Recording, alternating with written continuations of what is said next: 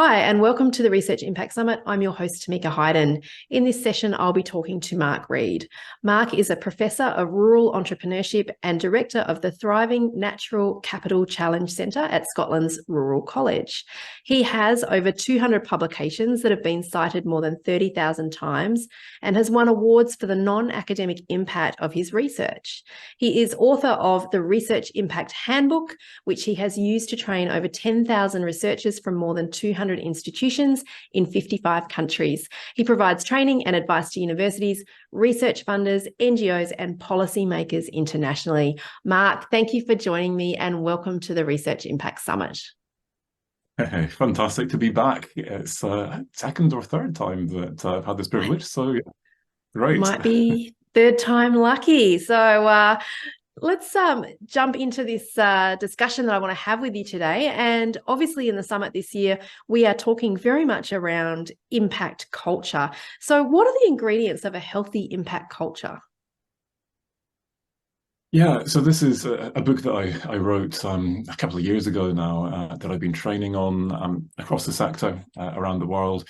And for me, the starting point is to actually ask, well, what actually do we mean by culture?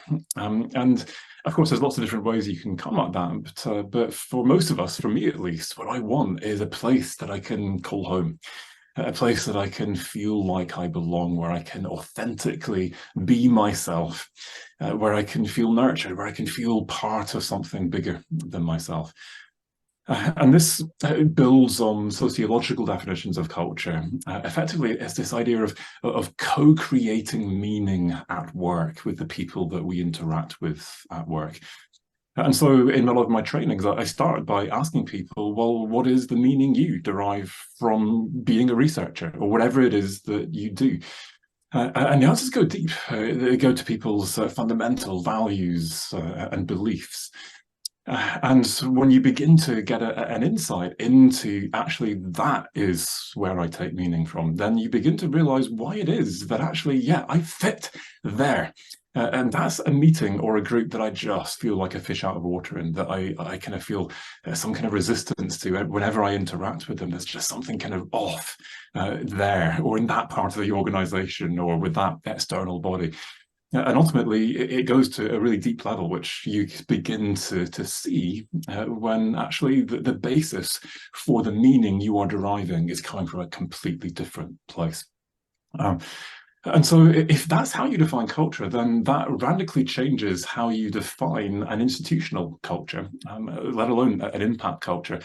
And it suggests that, well, there can, in reality, be no such thing as any kind of unitary culture that you can impose from the top down through a mission statement, a statement of values, or a research strategy, or anything like that. You can do that, and it's fine words, but typically it's kind of motherhood and apple pie type statements that, yeah, of course, what can I say? Of course, we believe in honesty and integrity and blah, blah, blah.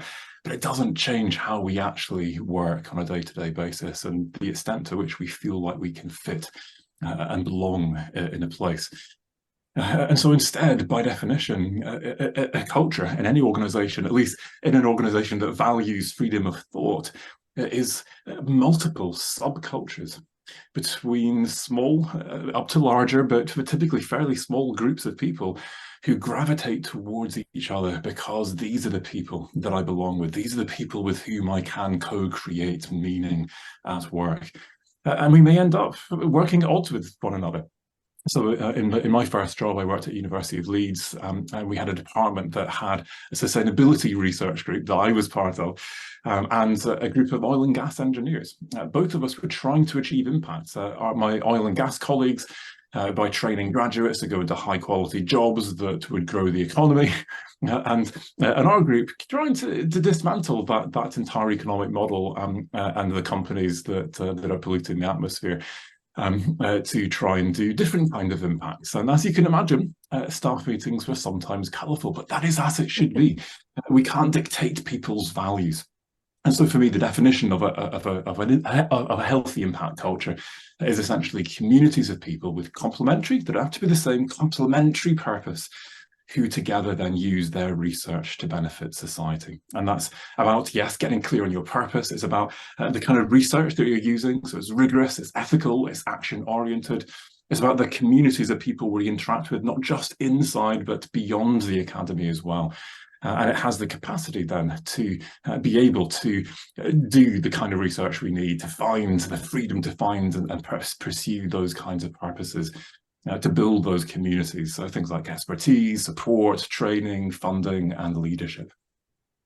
Yeah, I love what you kind of mentioned there around values and purpose, and that's come up a little bit in a few conversations now. And I think when we're talking about culture, we're seeing that values and purpose comes along really closely with that. But I really love also your definition or your way of thinking around that in terms of it's how we belong. And I haven't really heard it put like that before. So yeah, I think that's a really powerful way to think about it. And when we don't belong, I guess we can start to look at, well, do my values align?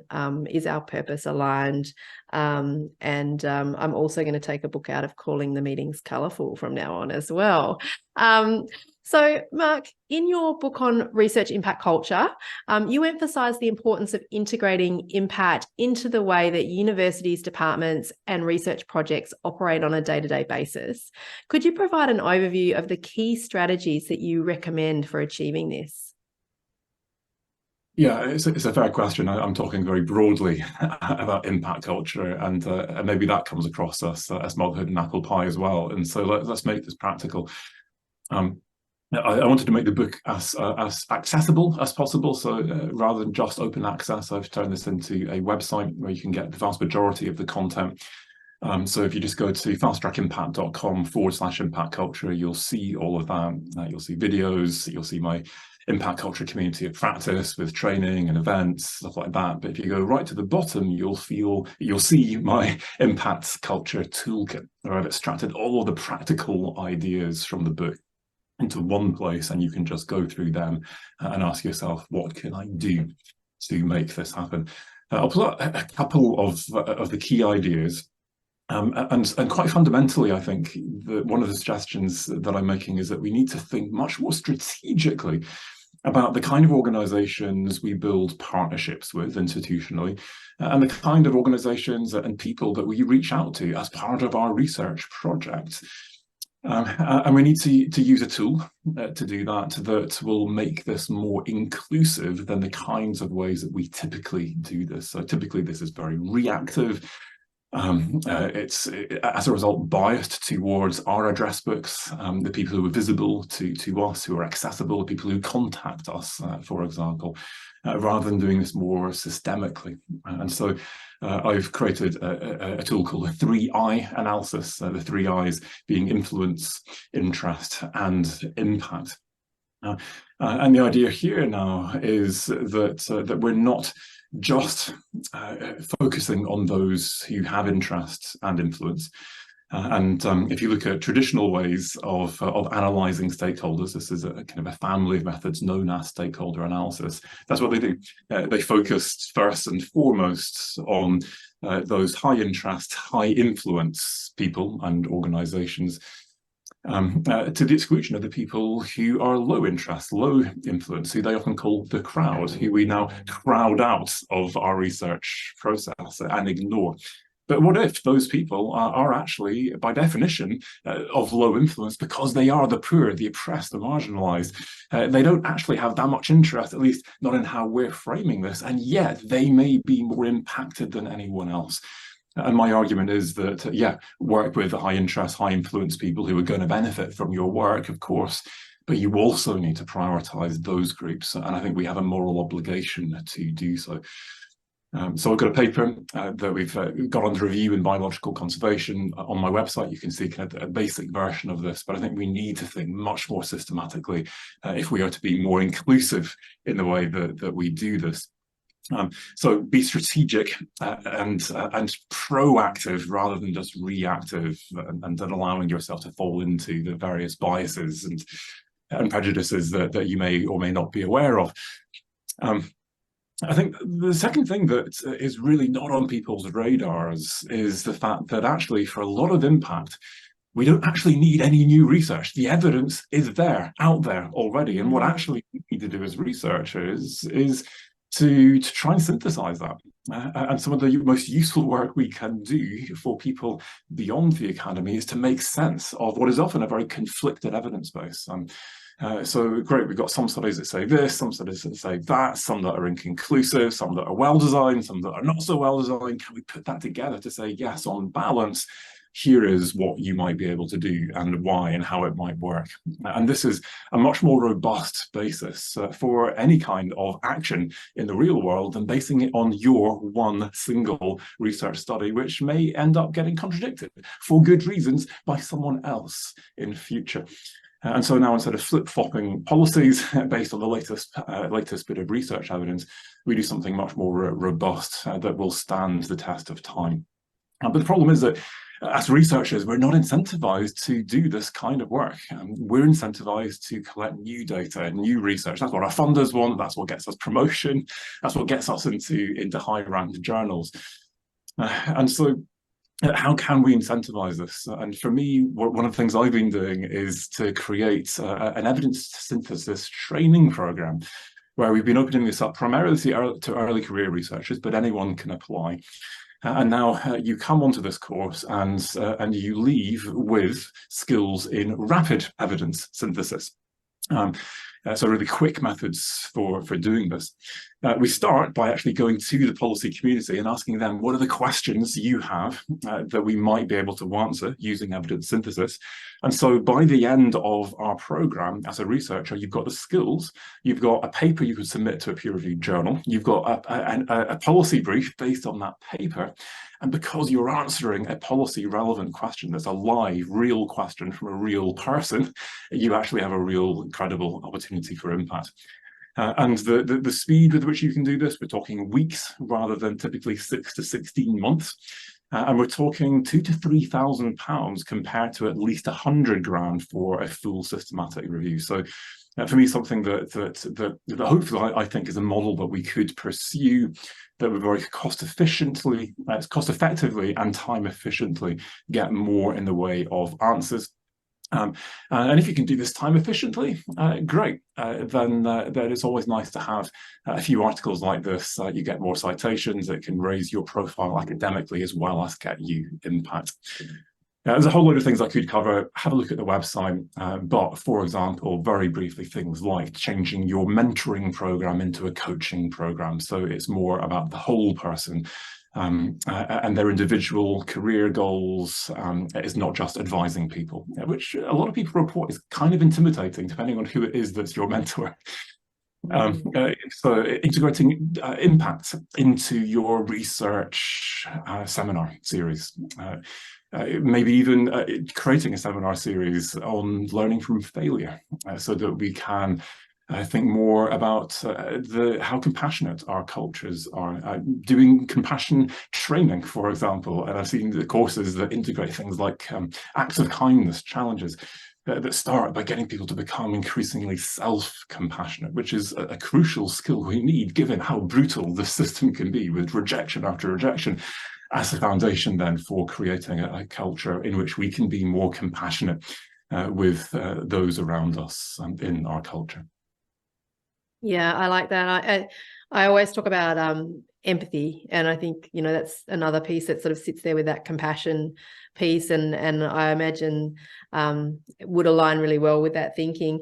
When you were talking about the synthesis, I was thinking maybe we need a professor of synthesis as a new role. We have implementation scientists, so why can't we have synthesis scientists or something like that, where it actually becomes an academic role to do that, and gets funded by research funding to do that. It's coming up with solutions. It's not probably considered research, I guess, in a lot of circles, even though it really is research, because you have to go out and you have to find that work and you've got to interpret it. So that could be a new avenue. I'm putting it out right here. Let's have a synthesis science field in the future. So, what challenges have you observed in universities and research institutes in creating a robust impact culture? And how have some of these challenges been successfully overcome? Can you perhaps share some best practices or some case studies with us? Yeah. So I think I'll maybe kind of start by going a bit kind of deep on this, because I think for me, probably the most fundamental issue is motivating researchers to engage with impact in the first place. And I think that the temptation for people in professional services, especially in management roles, where you have the levers of power at your disposal, is to create a bunch of intrinsic incentives that will push people to impact. So creating funding, creating award ceremonies, integrating impact into your promotion criteria, things like that. But I think the problem with this is that you end up motivating people to engage with impact for the wrong reasons. This is about career progression. It's about me. It's not because I necessarily even care about whatever it is that I'm trying to do in the outside world. And for me, that is fundamentally a conflict of interests that we're not very good at disclosing, generally speaking, and that can drive distrust.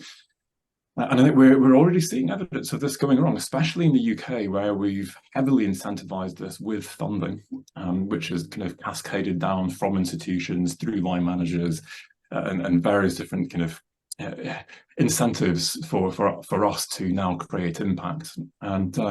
And we're going back to the people that we've worked with all these years to collect testimonials, to collect evidence that we can then put into an impact case study.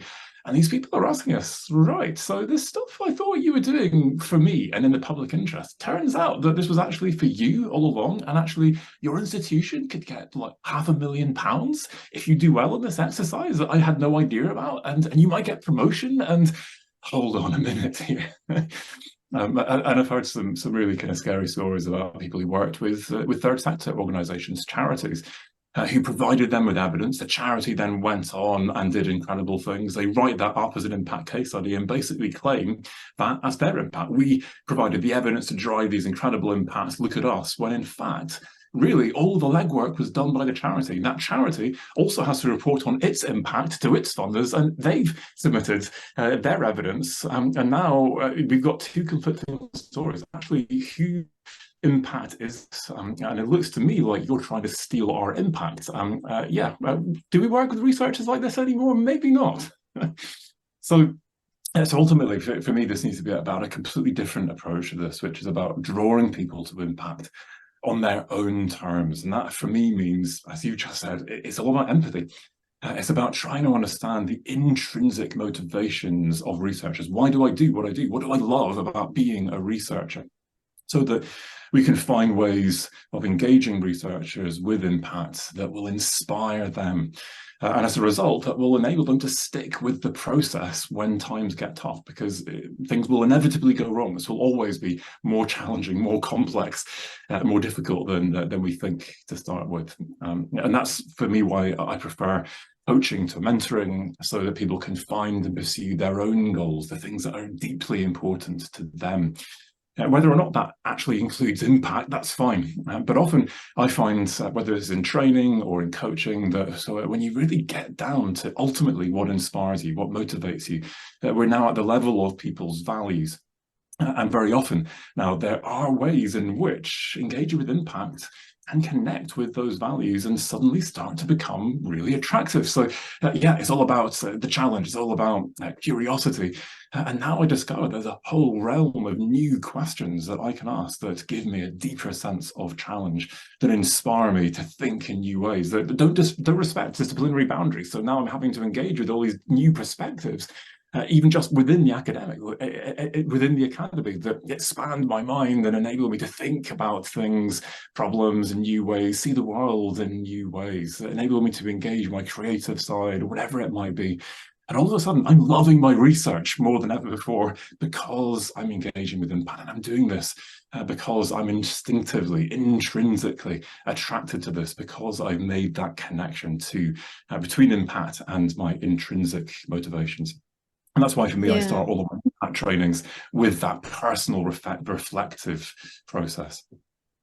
Yeah, I think you're spot on. I think when people are driven internally and by something deeper than just we have to do it, it's another tick box process, or it's going to help me get my next grant, or it's going to help with a ref case study. And I think, people, you need a mix of both, because you can change culture from having those other external factors. But I think what I see, and I don't know if you see this as well, is the younger generation seem to like take this a bit more in their stride. And I also think that from my own experiences, that when I became a researcher, I kind of started that way too. I had all these really, I was a bit of an idealist. I thought I was going to change the world, all those types of things.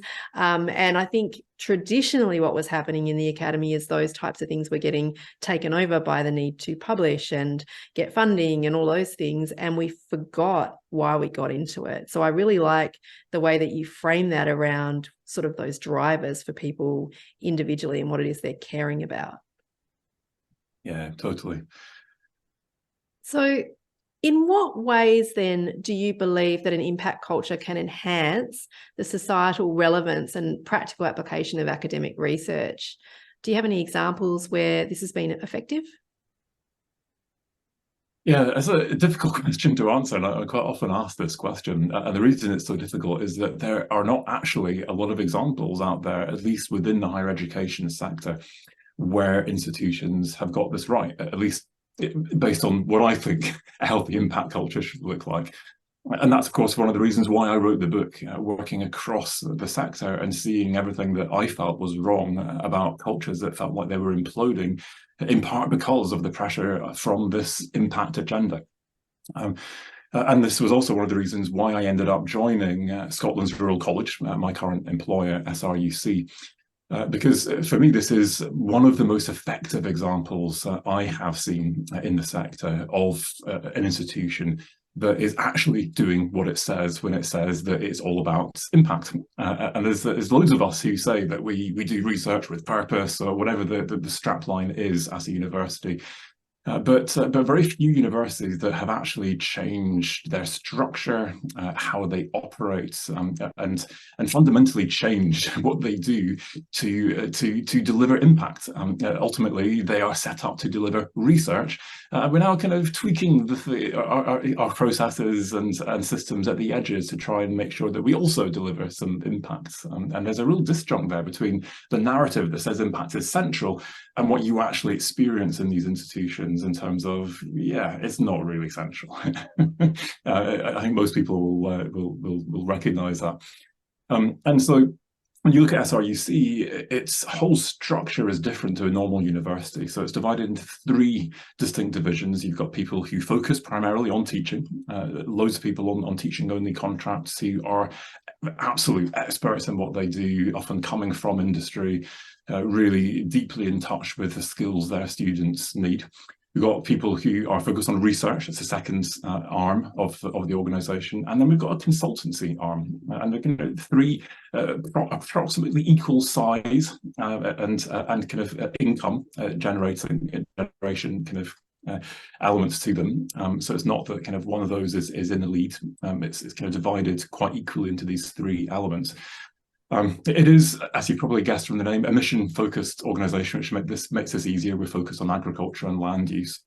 But to achieve that mission, we've now got a consultancy arm that is not just based in Edinburgh, where headquarters are. There are multiple small field offices, effectively, in small market towns across Scotland, in agricultural communities. These are people who intimately know the farmers in their community and who are supporting their farmers and are using the research that we're doing and the broader research on the ground to actually help farmers change what they're doing and do a better job of looking after the environment and putting food on our tables. We're part funded by Scottish Government, which gives us access to decision makers across government, and it also gives us, as an organisation, a real incentive to make sure that the work we're doing is really genuinely policy relevant, and a kind of a long negotiation process on a regular basis with government to make sure that what we are doing actually aligns with the kind of things that they are trying to deliver for the public good. And all of that's done in Scotland. Of course, there are other governments across the UK and elsewhere internationally grappling with the same issues, and that then means we can take that policy relevant work, those ideas, out of Scotland to other places as well. And instead of the precarious postdoc positions that you have in most universities, instead, because we've got this kind of research arm, we've got this army of research fellows who are on secure contracts. And the great thing for me then, coming in and bringing in funding as a PI, is that there's a whole load of people who've been there for years, who've got all the skills that you would ever want, who can just switch between contracts. And so now that means I'm able to apply for short-term industry contracts, government contracts, and I can deploy staff to them within weeks, complete projects within a matter of weeks or months, and deliver impact on the kind of timescales that people in the real world actually want, which I really struggled to do when I was working in a traditional university kind of context. And I think what's really fascinating is you're probably sitting there thinking, well, yeah, right, but what's the cost of that in terms of research rigor, in terms of publications, research funding, all of the traditional metrics? And although I would like to say, well, should you really care? If you do care, the fascinating thing is that in the last Research Excellence Framework, SRUC was ranked #1 in its fields, agriculture, #1 in the UK for research power. So my view is it is possible to do things differently, and it's possible to do that without compromising research rigor, but we need to fundamentally rethink how and why we do research. That's really fascinating, and I think sounds like a very interesting model. I mean, the model where you're able to switch contracts, the model where you've got people who have been in positions for a long time, it brings a nice stability that we don't see, particularly in Australia necessarily. So I want to flip to kind of talking about the future, and I want to know how you envisage the future of research impact culture, considering that we've got this rapidly changing global context and we've got a lot of emerging technologies, which I'm personally quite excited about, but I'll be interested to hear your views. What new opportunities or risks do you foresee? Yeah, I think to follow on from what I was just saying, when I used to work in a more traditional university context, I really struggled to be able to compete with consultancy firms for high impact research opportunities.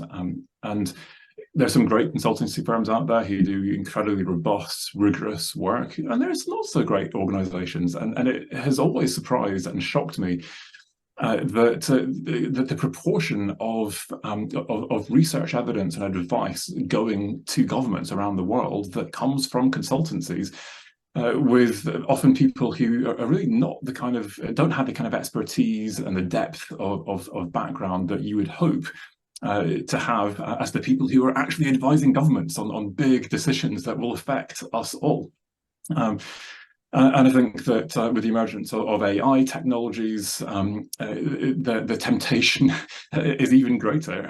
If this is about doing things cost effectively in the consultancy world, I don't know to what extent we might see people turning increasingly to AI solutions to help shortcut these reports into government, and maybe the technology is good enough and it gives better results than humans. I doubt it will give better results than an actual expert from a university would be able to give, at least not adaptively as we engage with our policy colleagues. And so I think part of the answer to this is adapting our structures, our pricing models, our incentive systems within universities so that researchers can actually compete with and ideally outcompete the consultants of this world to deliver these short-term, high-impact projects for paying clients like governments, but also into industry and other things without compromising their career. And it is surprising the number of barriers that exist that prevent people from applying for projects like this from the university sector. It just doesn't happen as a result. So I think we can really rethink that. But also research funders, I think, have a big responsibility in this. So in the same way that as universities, we've changed our narrative. This is all about research with purpose. We're all about impact, but in reality, we've just kind of tweaked the edges. Research funders are doing the same. We claim that we fund research to make a difference.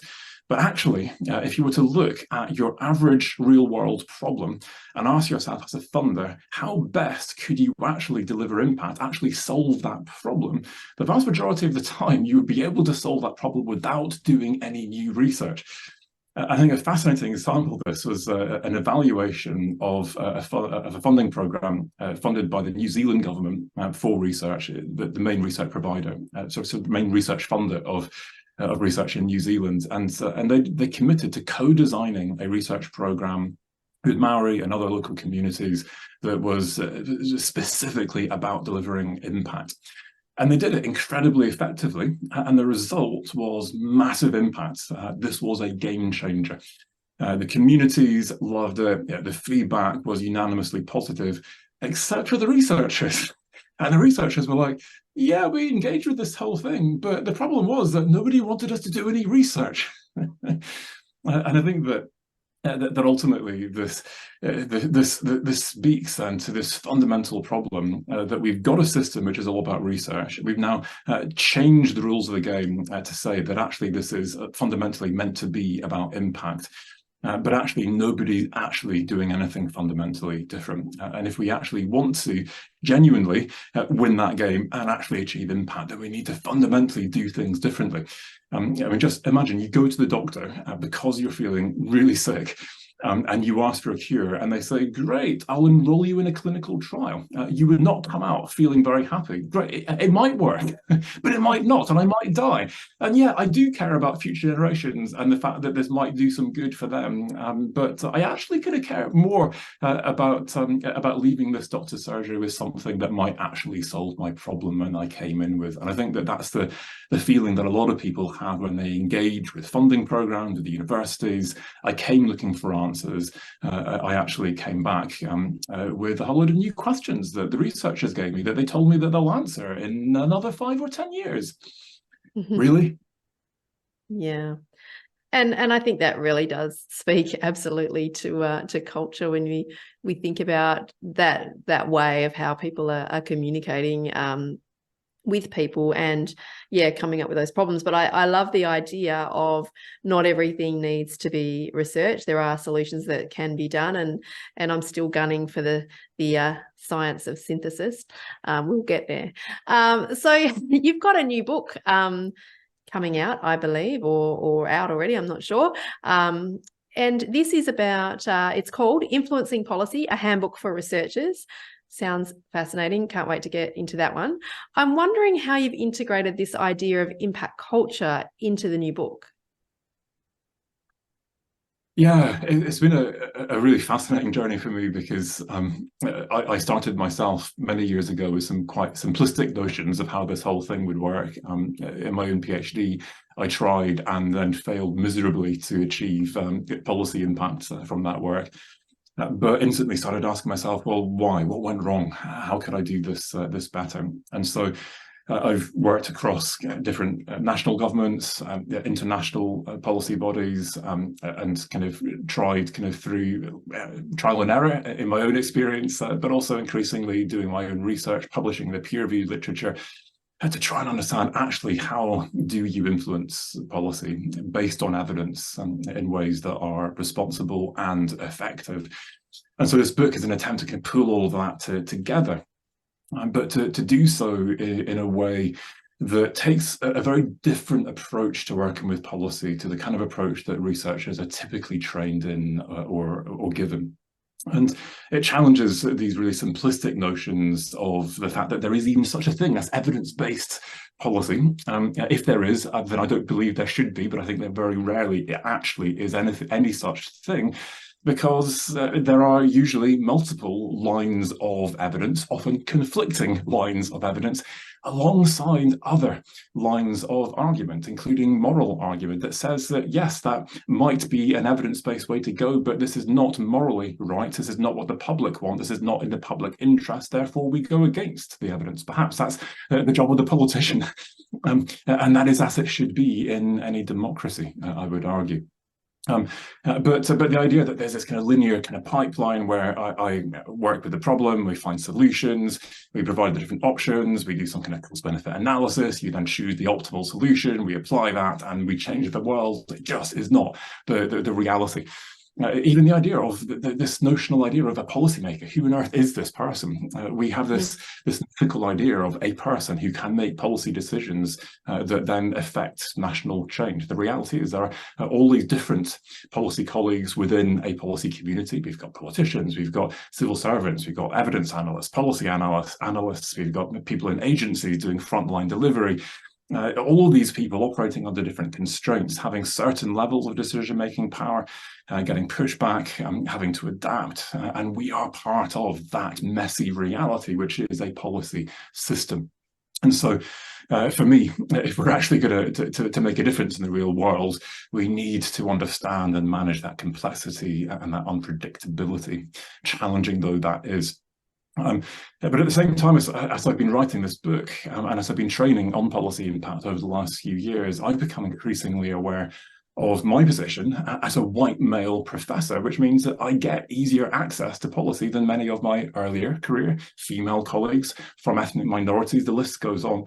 And great, I can, if I try, enable, facilitate, create opportunities for these colleagues to engage with policy and give some of that power away. But actually, have we really solved the problem? Because we are still the academic elite influencing policy elites.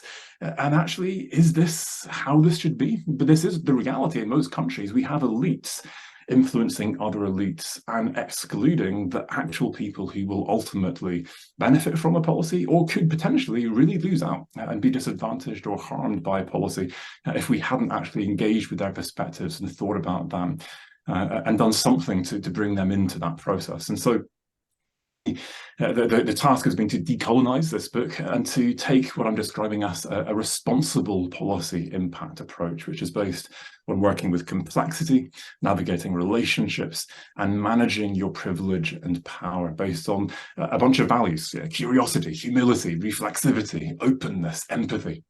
And ultimately, what I'm trying to get at with this is great.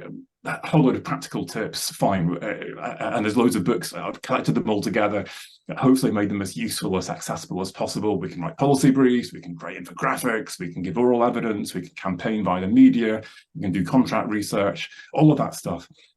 But ultimately, my hope is that this book is going to make people stop and think more deeply than ever before about their positionality, about their values, about how those values actually shape my research interests, why I ask certain questions in my research, and how that in turn shapes how I perceive and frame policy problems, and therefore what I see as the kind of solutions that might be relevant.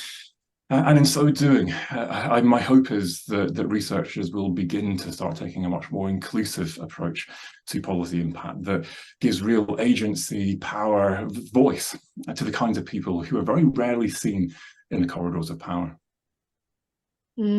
I think that's really noble, and I think that the more inclusive approach is an incredibly powerful way to do it. And it sounds to me like this is going to be a very important and very interesting book in which to raise those that thinking about it and make us all think a little deeper about how we are approaching these things. Like you say, there's lots of tools and processes out there, but I think the thinking that surrounds it really speaks right back to what we're talking about, and that's that culture, it's the values, and it's how we operate and why we operate. And I think that's a really powerful message for us to end on. So Mark, I just want to say thank you so much for your time today and for being part again of the Research Impact Summit.